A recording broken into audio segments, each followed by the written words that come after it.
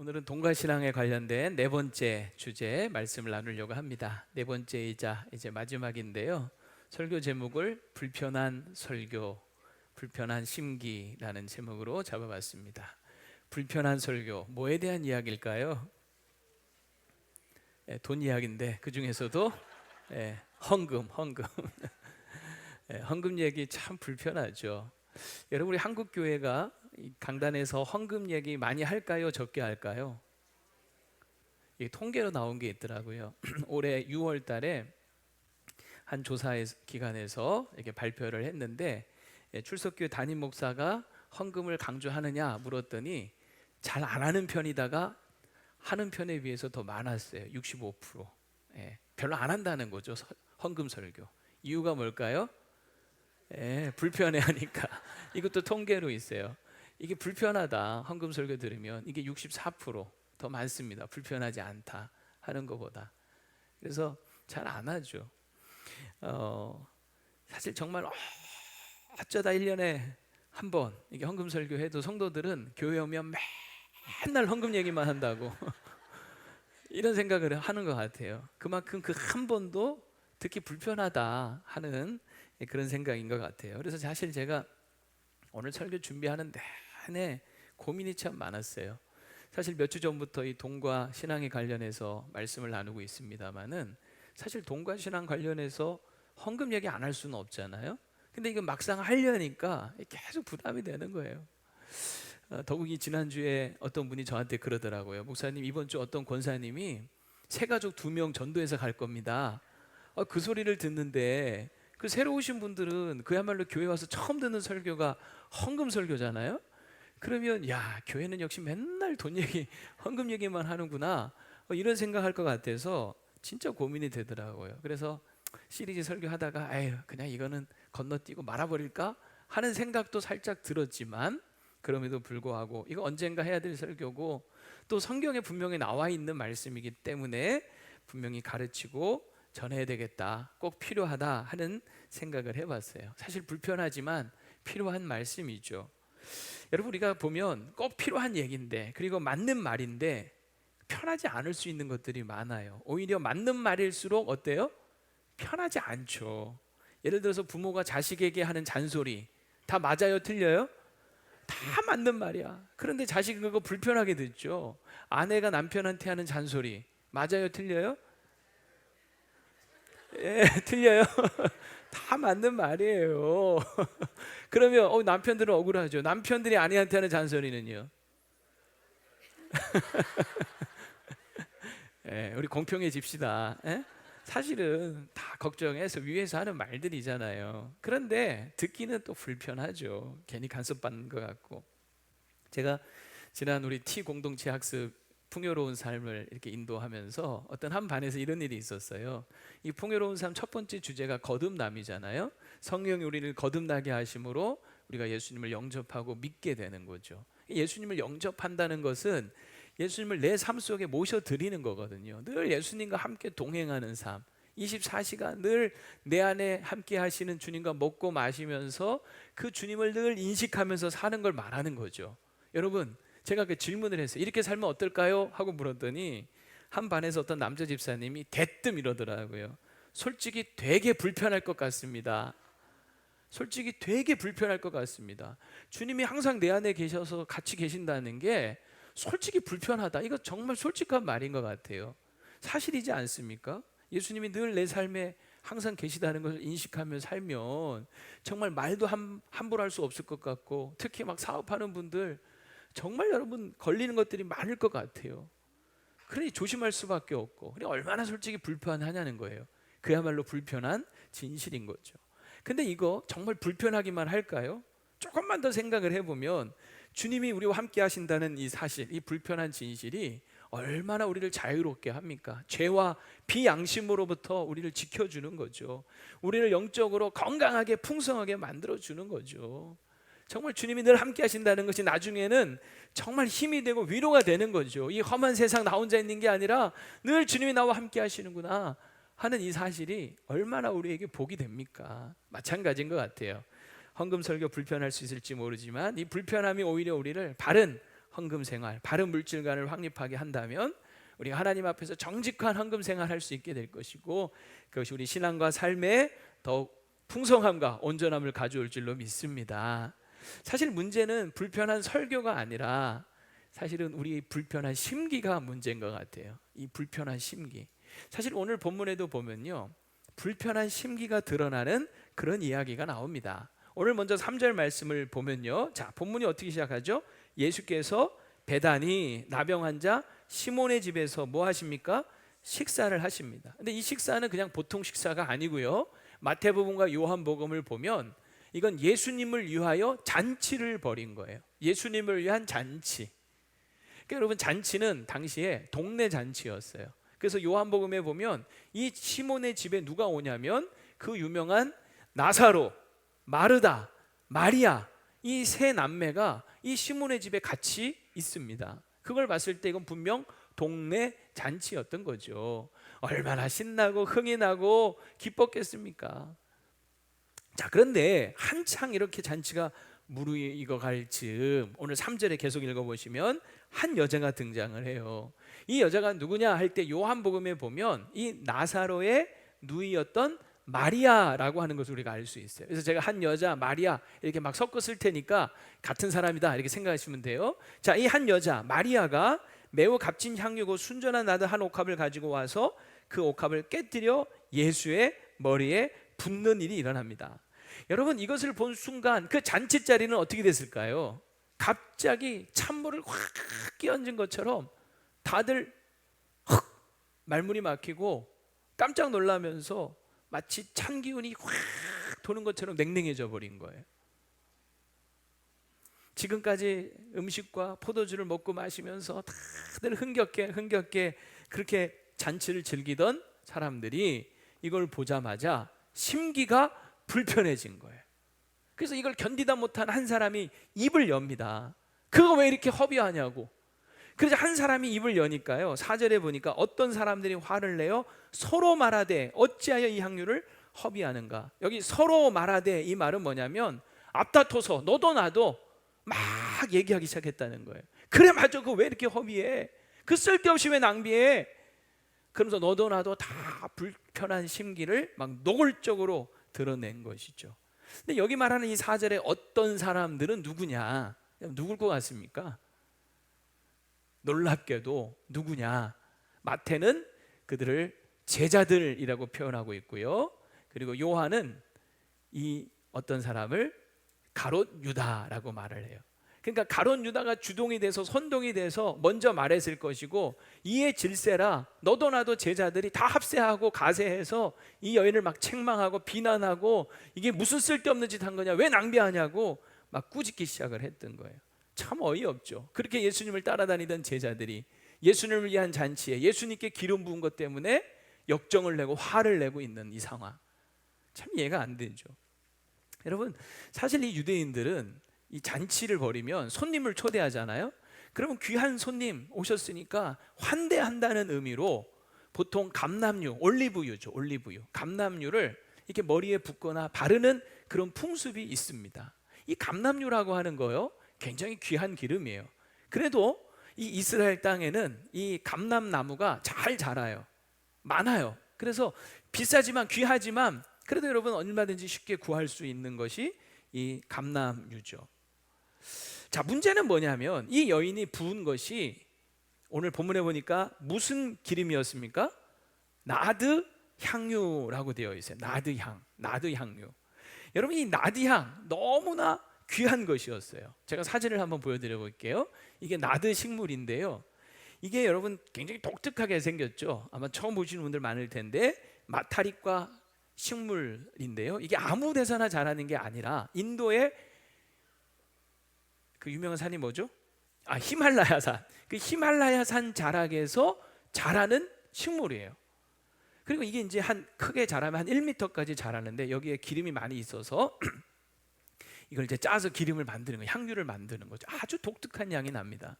그래서 당시에 이 나드 향은 굉장히 고급 그런 향이었어요. 로마나 이집트 중근동 지방에서는 이거를 아주 고가의 사치품으로 생각을 했습니다. 그리고 이게 이제 히말라야에서 나는 거잖아, 인도. 그러니까 여러분 이 이스라엘 땅에서는 이거 무슨 품이에요? 수입품이죠, 수입품. 수입품이 향수인 거예요, 일종의. 그러니 이게 아무 데서 쉽게 구할 수 없고 매우 귀한 비싼 것이었습니다. 그래서 마태는 이 향유를 가리켜서 매우 귀한 향유라고 말하고요, 오늘 마가는 매우 값진 향유라고 했죠. 그리고 요한은 이거를 지극히 비싼 향유라고 표현을 합니다. 그리고 또 여러분 또 순전한 나드라 그랬어요.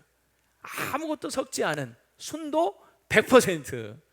여러분 얼마나 여러분 이게 귀한 것이겠습니까? 이 나드 한 옥합, 요한은 한 근이라고 했거든요. 보통 한 근을 이렇게 짜면 350ml에서 많게는 하면 800ml까지 이게 향유가 나온대요. 이거를 돈으로 환산해 보니까 어느 정도 나온다는 거예요? 300데나리온이 나오는 거죠.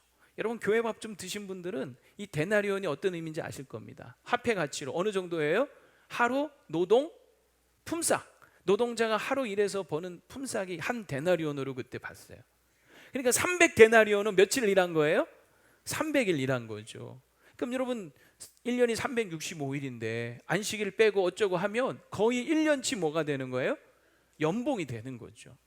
오늘날 여러분 일당이 얼마인지 모르겠습니다만은 한 10만 원 받는다고 치면 300일치면 얼마 정도인 거예요?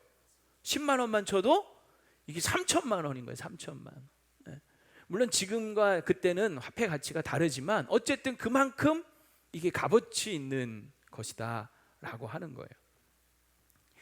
여러분 요즘이야 우리가 아침 저녁으로 목욕을 하고 샤워를 안 그러시든가 참. 어쨌든 보통 뭐 아침 저녁으로 이렇게 보통 샤워를 자주 할 수 있지만 이 당시에는요 물이 귀해서 이게 여인들도 목욕을 자주 할 수 없어요. 그래서 이 향품이라고 하는 것은 여인들에게는 꼭 필수품이었고, 그리고 결혼할 때도 꼭 지참하고 갔고, 장례 때 이 시체에 바르는데도 굉장히 요긴하게 쓰였던 거죠. 그래서 유대 여인들은 여윳돈이 생기잖아요.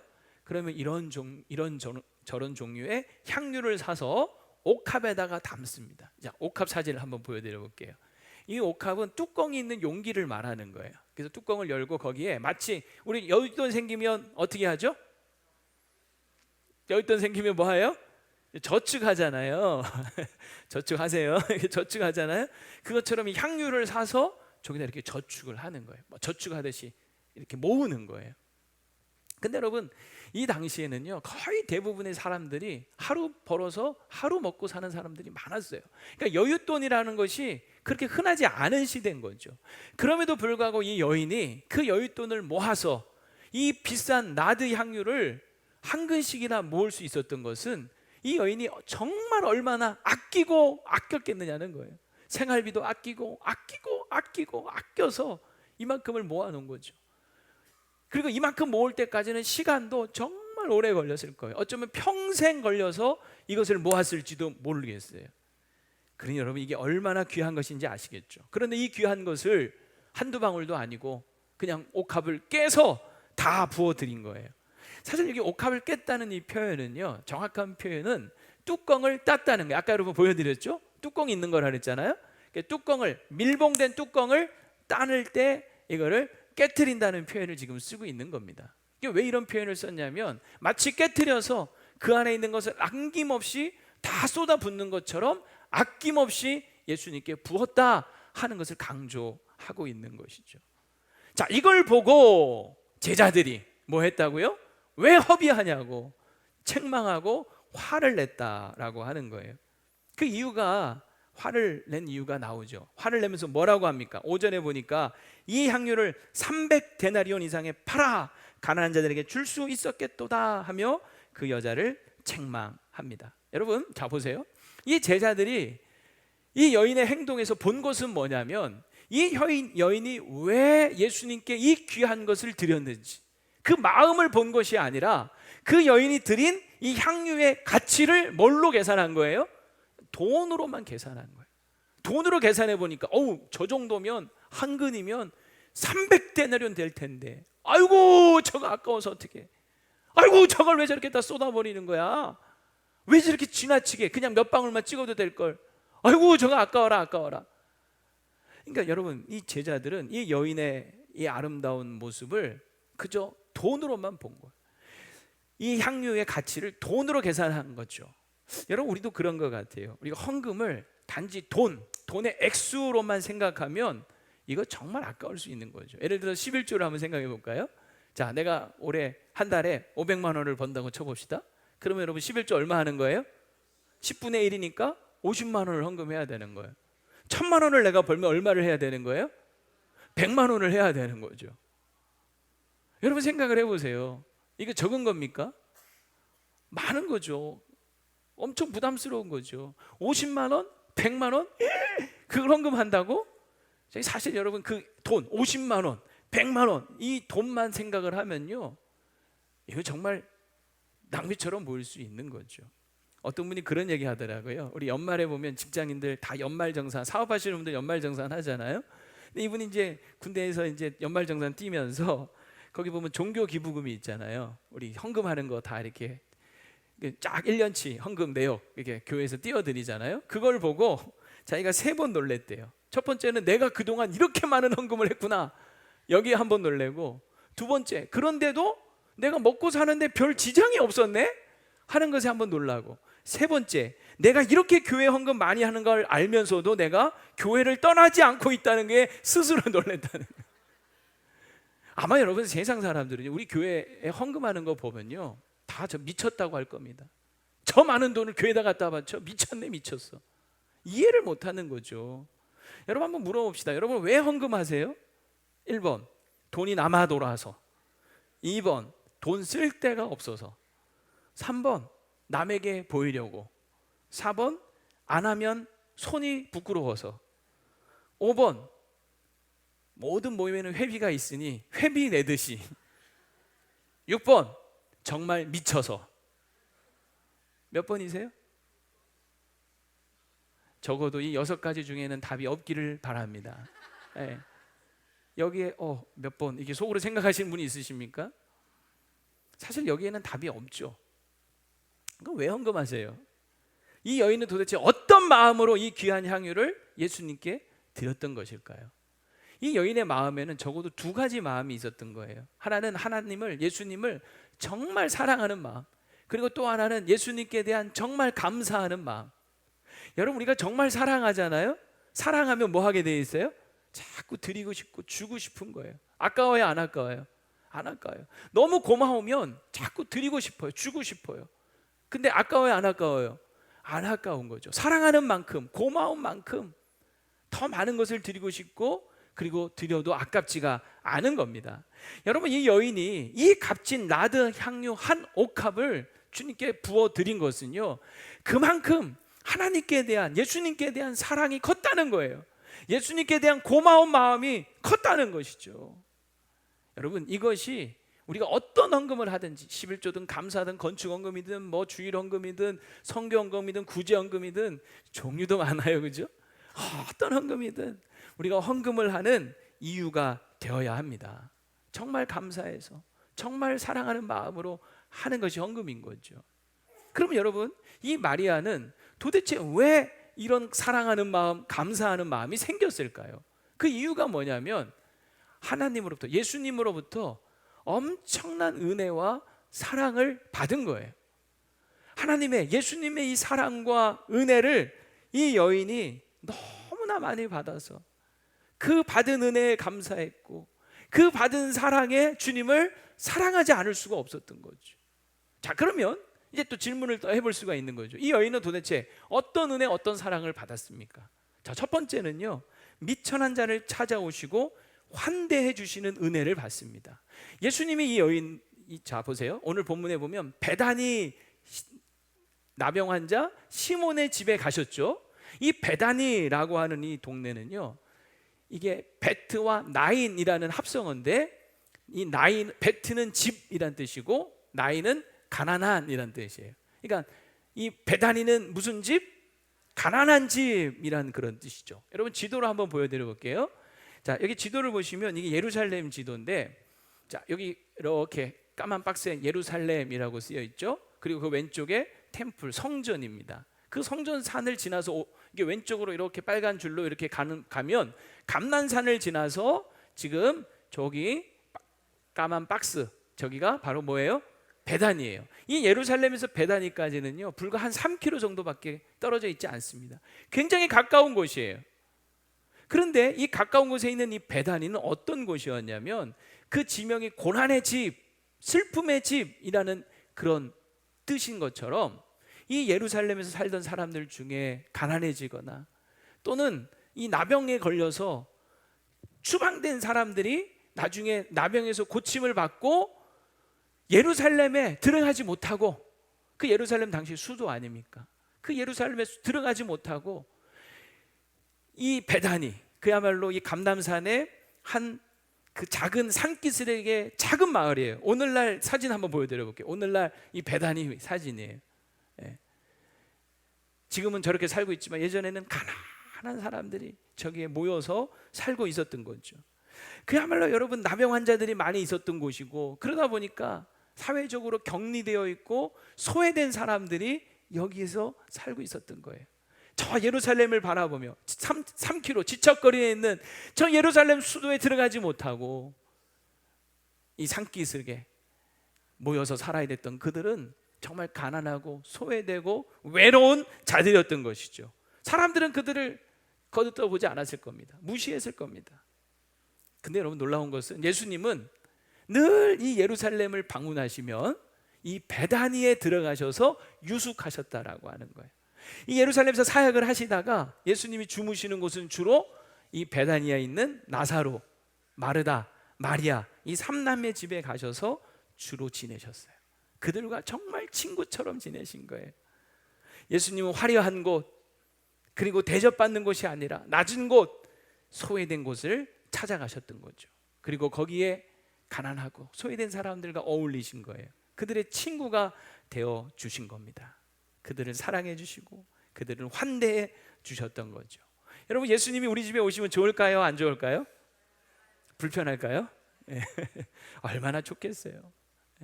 그 능력이 많고 사랑이 많으신 예수님이 우리 집에 오셔서 같이 밥 먹고 같이 주무시고 같이 얘기해 주시고 얘기 들어주시고 얼마나 여러분 좋았겠어요. 이 마리아가 예수님 생각하면 너무 고마운 거예요. 너무 사랑스러운 거예요. 예수님 때문에 흘러넘치는 은혜가 이 가정에 늘 있었던 거죠. 사실 이 여인이 예수님께 기름을 부었지만 그 이전에 이미 예수님이 이 마리아와 이 가정에 기름 부어 주신 거예요.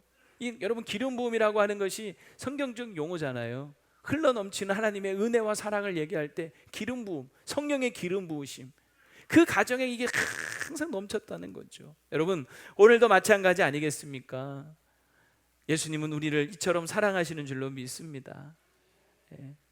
우리를 세상적인 신분과 기준으로 차별하지 않으시죠. 우리가 가난해도, 우리가 상처가 있어도, 우리가 장애가 있어도, 우리가 아파도 병들어도 세상은 우리를 그런 어떤 기준으로 학벌, 학력, 재산, 사회적 지위로 우리를 평가할지 모르지만 우리 주님은 그저 우리 있는 모습 그대로를 받아주시고 사랑해 주시고 우리를 환대해 주시는 줄로 믿습니다. 기름으로 정말 우리 머리에 발라주시는 거죠. 그래서 시편 23편 5절에 보면 다윗이 이런 고백하잖아요. 다 같이요, 시작. 주께서 내 원수의 목전에서 내게 상을 차려주시고 기름을 내 머리에 부으셨으니 내 잔이 넘치나이다.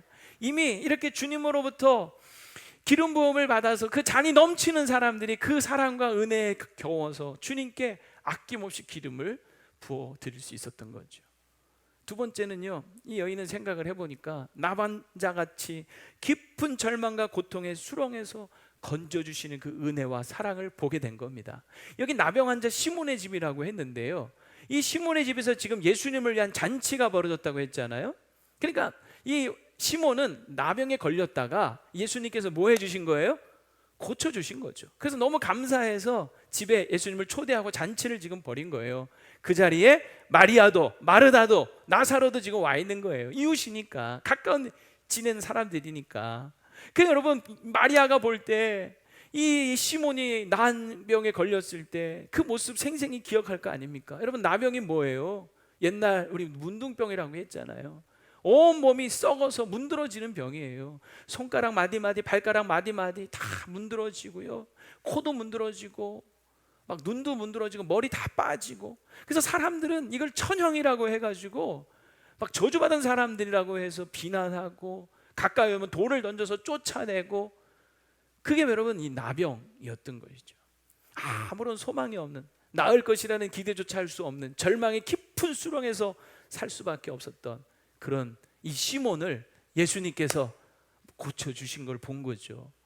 여러분, 사실 우리가 요즘 뭐 나병 보기도 어렵지만 또 나와는 상관없다고 생각할지 모르지만 영적으로 보면 우리 다 예수님 믿기 이전에 다 나환자들 같은 존재 아니었습니까? 죄 가운데 썩어 문드러지는 우리의 이 죄 가운데 아무런 소망 없이 절망 가운데 살 수밖에 없었던 그런 인생들 아니었습니까? 그런 우리를 주님께서 살려주시고 고쳐주시고 우리에게 소망을 주신 거죠. 할렐루야. 예. 이 죄 가운데 우리를 건져주신 그 주님의 은혜와 사랑, 사실 우리는 나병보다 더 심각한 죄 가운데 그냥 영원히 멸망받을 수밖에 없었지 않습니까? 그런 우리를 주님이 구원해 주셨으니 여러분, 그 은혜 사랑, 그 무엇으로 다 우리가 갚을 수가 있겠느냐 하는 거죠. 마리아는 이 시몬을 보면서 그것을 본 거예요. 세 번째는요, 죽은 시체처럼 썩어 냄새나는 인생에 새 생명과 영생을 주신 그 은혜와 사랑을 이 여인은 분명히 깨달았을 겁니다. 자, 이 여인 누구라 그랬어요? 나사로의 누이 마리아라 그랬죠. 여러분, 이 나사로가 누구였습니까? 죽었다가 무덤에 들어가서 무려 3일이나 무덤, 4일이나 무덤 속에 있었잖아요. 4일 썩어서 막 냄새가 날 지경이었던 것이죠. 여러분, 이 마리아가 이 나사로가 죽었을 때 얼마나 슬펐는지 몰라요. 집안의 기둥, 대들보 같은 나사로가 죽은 거예요. 세상을 다 잃은 것 같은 슬픔이었을 겁니다. 네, 그때 예수님께서 오셔서 그 무덤 속에 있는 나사로를 향하여 외치죠. 나사로야, 나와라! 그랬더니 나사로가 죽은 지 나흘이나 지났는데 이 배를 동여맨 채로 깡총깡총 하면서 나온 거예요. 그래서 풀어놓아 다니게 하라. 그래서 주님이 말씀하신 대로 풀어서 다니게 했죠. 여러분, 이 마리아가 그 은혜를 경험한 거예요. 모든 것을 잃어버린 것 같은 슬픔, 사랑하는 가족을 잃고 슬퍼하는 이 마리아, 그 슬픔을 위로해 주시고 이 나사로에게 새 생명을 주신 거죠. 그런데 중요한 건 뭐냐면 이 나사로에게 새 생명을 주셨을 뿐만 아니라 예수님이 이 나사로를 살리기 전에 마르다에게 이런 질문을 하세요. 요한복음 11장 25절 26절, 우리 중요한 말씀 같이 읽어봅시다. 시작. 예수께서 이르시되 나는 부활이요 생명이니 나를 믿는 자는 죽어도 살겠고 무릇 살아서 나를 믿는 자는 영원히 죽지 아니하리니 이것을 네가 믿느냐? 여러분, 믿으십니까? 정말 예수님이 부활이요 생명인 것을 믿는 저와 여러분에게 약속하신 것이 뭐냐면 우리는 사실 다 죽죠. 그러나 죽음으로 끝이 아니라는 거예요. 우리는 죽음을 이기는 생명, 영원한 생명, 우리는 죽어도 다시 삽니다. 예수님이 부활하신 것처럼 다시 삽니다. 그리고 영원한 생명, 살아서 주님이 만약에 이 땅에 오시면 죽지 않고 영원히 사는 거예요. 그게 우리가 예수님을 믿는 이유 아닙니까? 이 세상이 전부라면 우리 굳이 예수 믿을 이유가 없어요.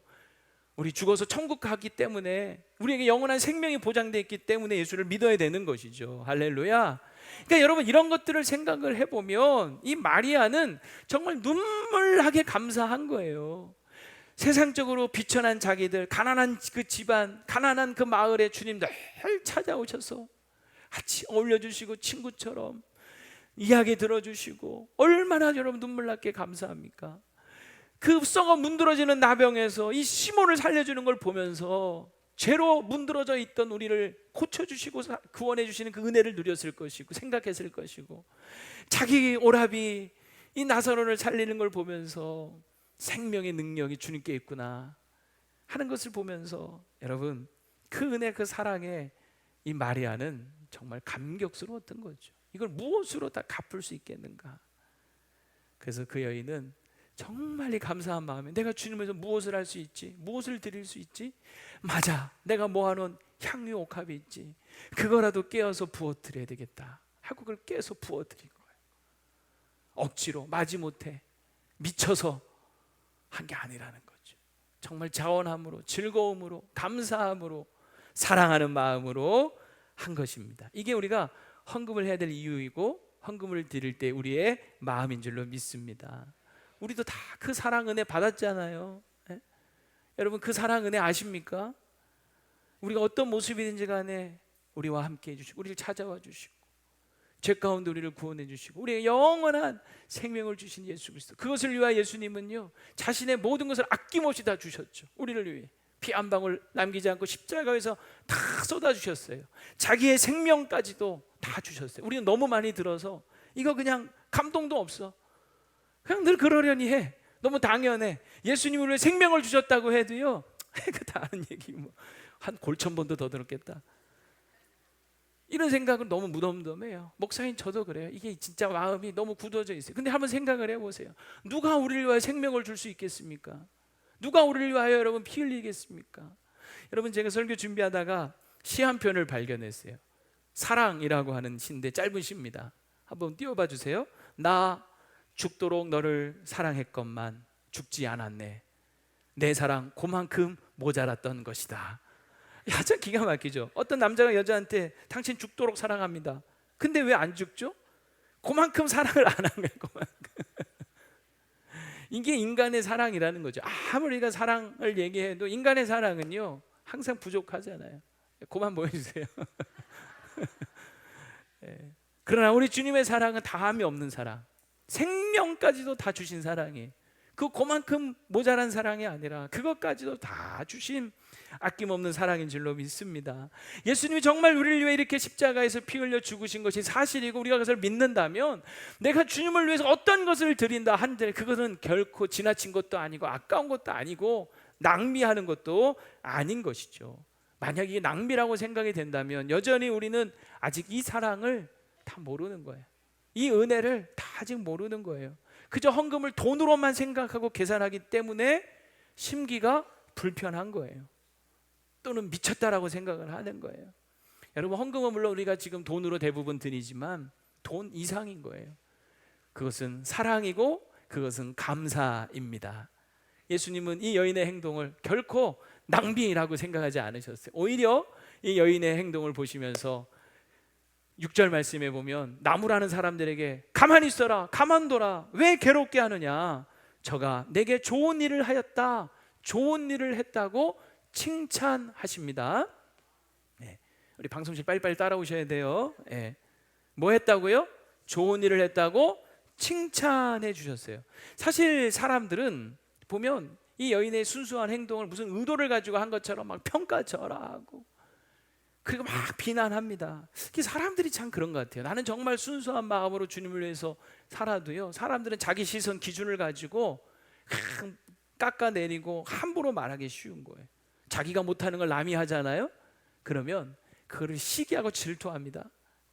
어떻게든 흠을 잡으려고 합니다. 말도 안 되는 이유를 들이대면서 험담합니다. 네, 여러분 그런 일에 상처받거나 기죽지 마세요. 주님이 알아주십니다. 이 여인이 좋은 일을 했다 말씀하는 거죠. 우리가 주님 앞에 헌신하고 드리는 것은요 세상 사람들은 미쳤다고 할지 몰라도 주님은 뭐라고 하신다고요?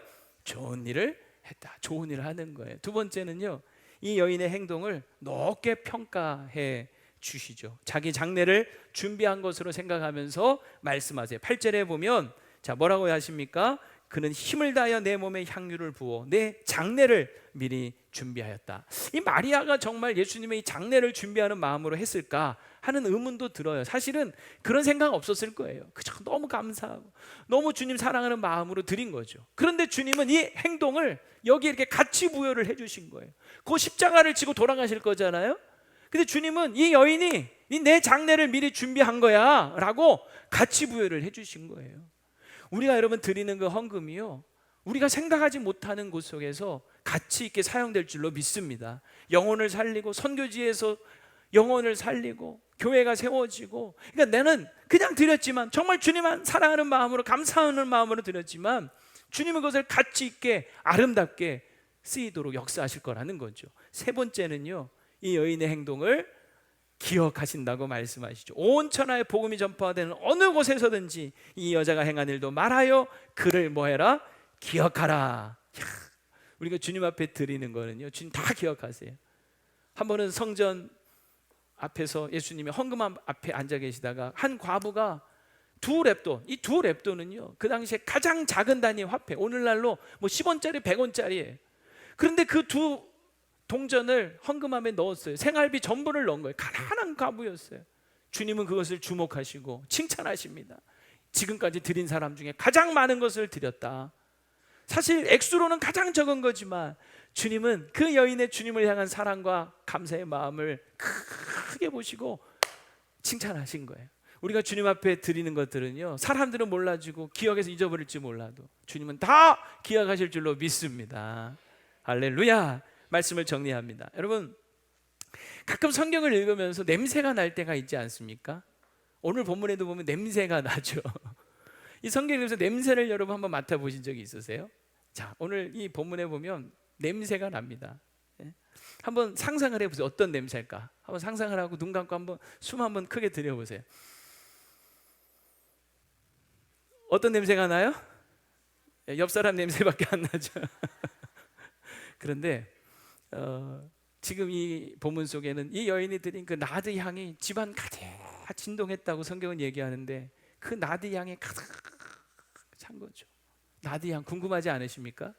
사실 제가 정말 궁금해서 인터넷을 찾아보고 자료를 열심히 찾아봤지만 뭐 글로는 도저히 이건 뭐 어떻게 설명할 수도 없고 그냥 좋은 향이다라고 생각을 했는데, 일부 예배 끝났는데 우리 김상유 목사님이 쫙 쫓아오면서 저한테 이거를 딱 주는 거예요. 목사님, 이거 쓰십시오. 이게 뭔지 아십니까? 이게 바로 나드 향이에요. 네, 궁금하시죠? 제가 맡아볼게요. 이걸 이제 깨트리는 거예요. 뚜껑을 따는, 물론 그거랑 비교할 수 없지만 뚜껑을 따서, 정말 좋다. 네, 맡아보세요. 흘리지 말고. 어때요? 네. 부드럽고 따뜻해요.